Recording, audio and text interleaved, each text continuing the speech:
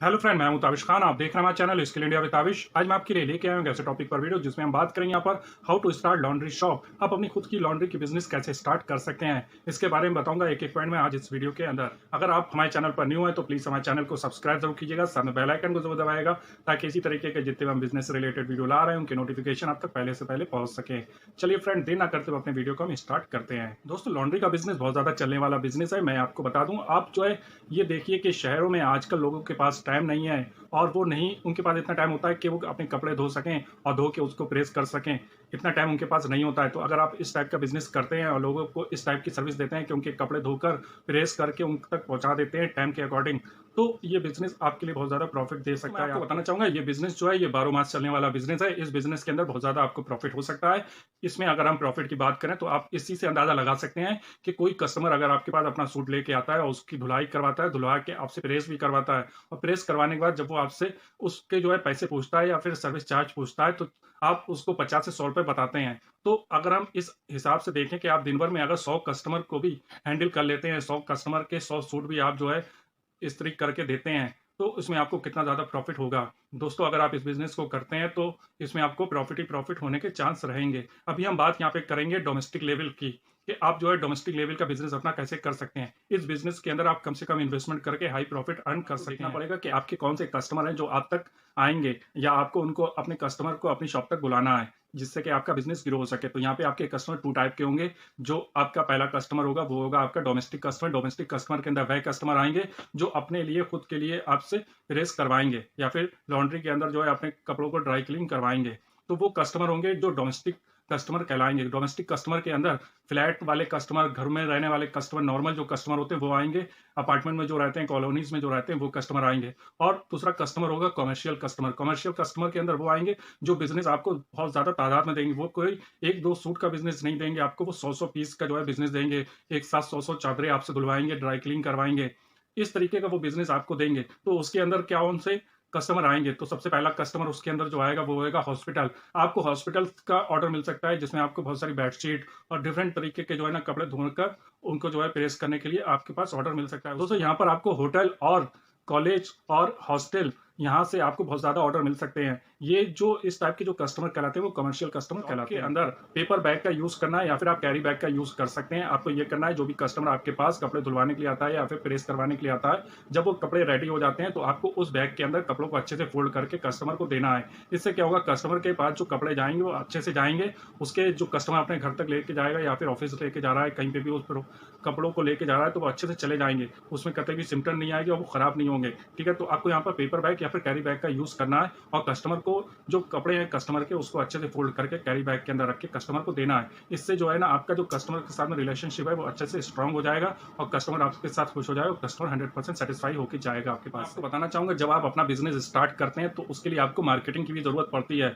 लोगों को कैसे पता चलेगा कि आपकी इस जगह पर ये शॉप ओपन हुई है, लॉन्ड्री की शॉप ओपन हुई है, जिससे कस्टमर आप तक आ सके। तो इसके लिए आप जो है ऑनलाइन की मैं यहाँ पे सलाह नहीं दूंगा, यहाँ पे मैं आपको ऑफलाइन की सलाह दूंगा कि आप यहाँ पर ऑफलाइन मार्केटिंग करें। तो ऑफलाइन मार्केटिंग के लिए आप अपना विजिटिंग कार्ड छपा के रख सकते हैं, वाउचर छपा सकते हैं या फिर लीफलेट छपा सकते हैं। विजिटिंग कार्ड के लिए आपको ये करना है कि आपको अपनी सारी डिटेल उसके अंदर दे देना है, क्या क्या सर्विस आप दे रहे हैं, उसका क्या चार्जेस है, अपना कॉन्टैक्ट नंबर दे देना है। जो भी कस्टमर आपके पास प्रोडक्ट अपना लेके आता है, यानी कि अपना जो है सूट लेके आता है ड्राई क्लीन करवाने के लिए, प्रेस करवाने के लिए या धुलवाने के लिए, जब आप उसको कैरी बैग के अंदर वो प्रोडक्ट रख के दें, ठीक है, जो सूट उसने दिया है वो सूट रख के दें, तो उसके साथ में एक विजिटिंग कार्ड भी अंदर डाल दें या कस्टमर को दे दें।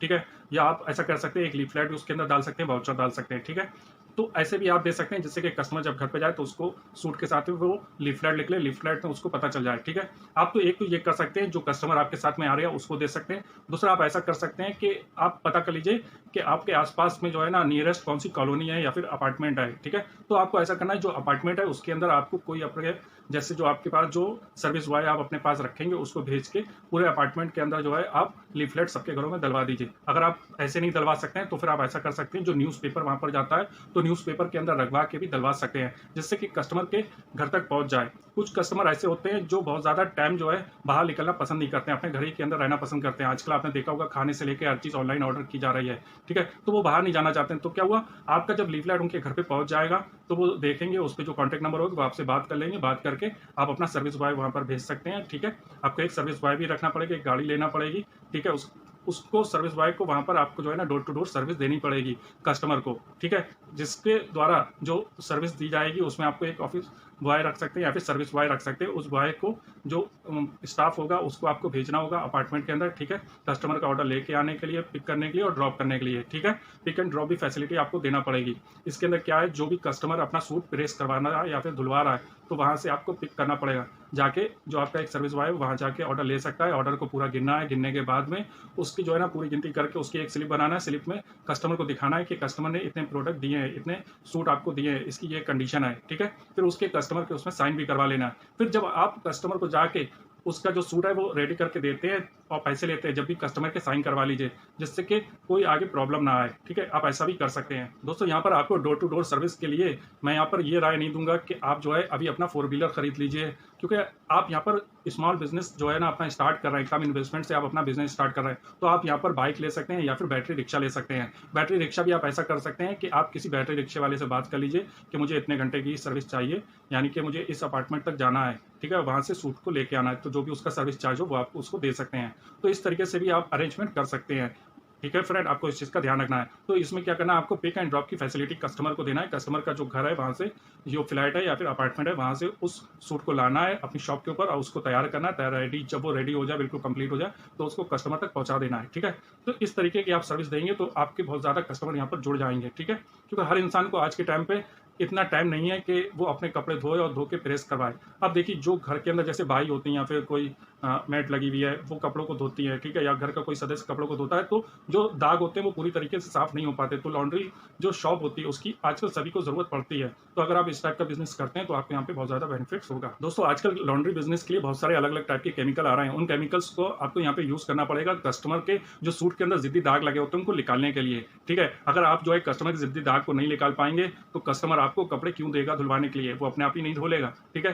तो बहुत सारे कस्टमर के जो है ना कपड़ों के ऊपर दाग लगे होते हैं, तो उन दाग को धोने के लिए आप जो है नॉर्मली अगर डिटर्जेंट पाउडर से उसको धोते हैं तो वो दाग नहीं निकल पाते हैं। तो यहाँ पर आपको कुछ केमिकल का भी यूज़ करना पड़ता है। आपको जीएसटी नंबर भी लेना होगा। जीएसटी नंबर की आपको यहाँ पर इसलिए ज़रूरत पड़ेगी, मान लीजिए कोई कंपनी है, वहाँ से किसी ने आपसे अपने जो है कपड़ों को धुलवाया और उसको इस्त्री करवाया, ठीक है? जब आप उनसे पेमेंट मांगेंगे, पैसे मांगेंगे, तो आपको यहाँ पर बिल देना होगा, क्योंकि उनको जो है कंपनी के अंदर अपना बिल लगाना पड़ता है, ठीक है? या फिर वो यहाँ पर पक्का बिल मांगते हैं, ठीक है? या आपने जैसे हॉस्पिटल का ऑर्डर लिया या फिर किसी स्कूल से आपको ऑर्डर मिल गया है, ठीक है? या होटल से ऑर्डर मिल गया है या फिर हॉस्टल या फिर किसी कॉलेज से आपको ऑर्डर मिल गया है, ठीक है? तो जब आप उनसे पेमेंट लेंगे तो आपको यहाँ पर आपको पक्का बिल देना होगा। पक्के बिल के अंदर आपको अपना जीएसटी नंबर भी मेंशन करना होगा। तो यहाँ पर अगर आप जीएसटी नंबर लेते हैं तो आपको बहुत ज़्यादा फायदा रहेगा। ज़्यादा इन्वेस्टमेंट नहीं करना है। आप एक छोटी वॉशिंग मशीन ले सकते हैं, उसके साथ में एक आयरन ले सकते हैं, एक स्ट्रीम प्रेस भी ले सकते हैं और साथ में वॉशिंग पाउडर ले सकते हैं, जिससे कि आप अपना बिजनेस स्टार्ट कर सकें। तो आप इन्हीं सब इक्विपमेंट से अपना बिजनेस स्टार्ट कर सकते हैं। जब आपका बिजनेस जो है ग्रो कर जाए तो आप हैवी इक्विपमेंट मशीन भी ले सकते हैं। इसके अंदर आप जैसे कि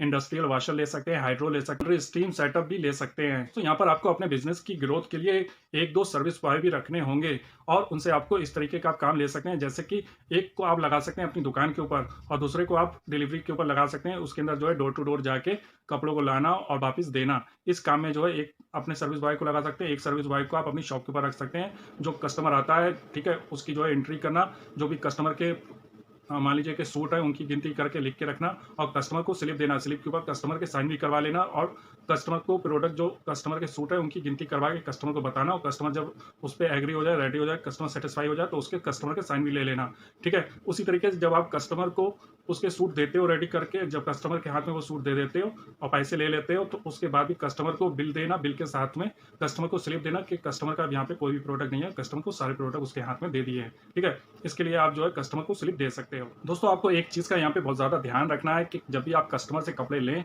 तो कपड़ों को अच्छे से देख लें कि उसमें कोई ऐसा दाग तो नहीं है जो छूटने के चांस बहुत कम हो, ठीक है? तो कस्टमर को आप बता सकते हैं कि इस दाग के लिए हम कोशिश करेंगे कि इसको छुटाने की, ठीक है, कि ये दाग चला जाए, लेकिन हम इसमें कोशिश करेंगे ये दाग जा भी सकता है और नहीं भी, ठीक है? तो कस्टमर को पहले आप बता देंगे तो इससे ये अच्छा रहेगा, फायदा रहेगा कि जब आप कस्टमर को रेडी करके वो प्रोडक्ट या कपड़े देते हैं, ठीक है, ड्राई क्लीन या धोने के बाद प्रेस करके ड्राई क्लीन करके वो कपड़े कस्टमर को देते हैं, तो कस्टमर जैसे ही देखेगा, मान लीजिए उसमें थोड़ा सा धब्बा रह गया, ठीक है, तो कस्टमर आपसे लड़ेगा, ठीक है, हो सकता है आपको पैसे भी ना दे। तो इसमें अगर आप कस्टमर को पहले ही बता देंगे कि इस जो कपड़े हैं इनको हम धोने की कोशिश करेंगे, ठीक है, इसमें जो दाग लगे हैं उनको धोने की कोशिश करेंगे, अगर छूट जाता है सही है, वरना इसमें हम कोशिश ज़रूर करेंगे, ठीक है? ये छूट भी सकते हैं और नहीं भी छूट सकते हैं, तो कस्टमर को पहले से पता चल जाएगा, ठीक है? तो जब आप मान लीजिए आपने कोई कस्टमर का सूट है, उसको अच्छे से धोया, वो दाग भी धोया, लेकिन वो थोड़ा-सा उसमें रह गया उसमें, ठीक है?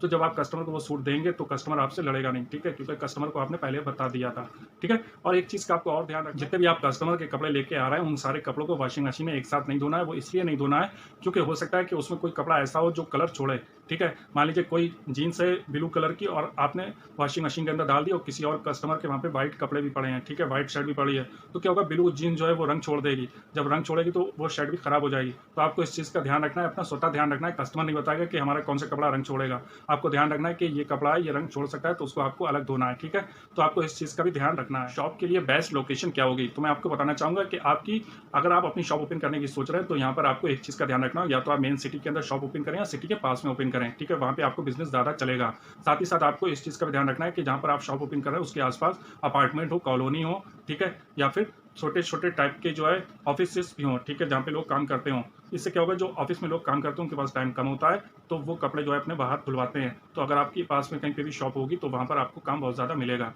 और आप जो है अपना जो आप शॉप ओपन कर रहे हैं, उसके बाद अगर वहाँ पे हॉस्पिटल है या फिर होटल है, ठीक है? कॉलेज है या फिर हॉस्टल है, जहाँ पे बच्चे रहते हैं, ठीक है? तो वहाँ पर भी अगर आप इस टाइप की शॉप ओपन करते हैं, तो वहाँ पर भी चलने के बहुत ज़्यादा चांस रहेंगे। बस आपको डोर टू डोर सर्विस देना होगा। दोस्तों, अब हम यहाँ पे बात करते हैं, शॉप रिक्वायर्ड एरिया, जो आप अपनी शॉप ओपन कर रहे हैं, उसका कम से कम स्पेस कितना हो? तो यहाँ पर आपका 200 से 500 स्क्वायर फीट एरिया होना चाहिए। इसके बाद में बात करते हैं इन्वेस्टमेंट, यहाँ पर आपका कितना इन्वेस्टमेंट होगा? तो अगर आप स्टार्टिंग में बिज़नेस कर रहे हैं, कम बजट से आप बिज़नेस स्टार्ट कर रहे हैं, तो कम से कम आपका यहाँ पर 1 से 1.5 लाख रुपए का खर्चा आएगा। उसके बाद में हम बात करते हैं कि हमें यहाँ पर कौन-कौन सा रजिस्ट्रेशन कराना पड़ेगा, तो आप यहाँ पे जीएसटी नंबर ले सकते हैं। जो जानकारी मैंने आपको बिज़नेस से रिलेटेड दी, वो आपके लिए हेल्पफुल रही होगी। अगर आपको हमारा चैनल अच्छा लग रहा है और हमारे द्वारा दी गई जानकारी समझ में आ रही है और ये आपके लिए हेल्पफुल रही है, तो हमारे चैनल को अभी सब्सक्राइब कीजिएगा, साथ में बेल आइकन को ज़रूर दबाइएगा।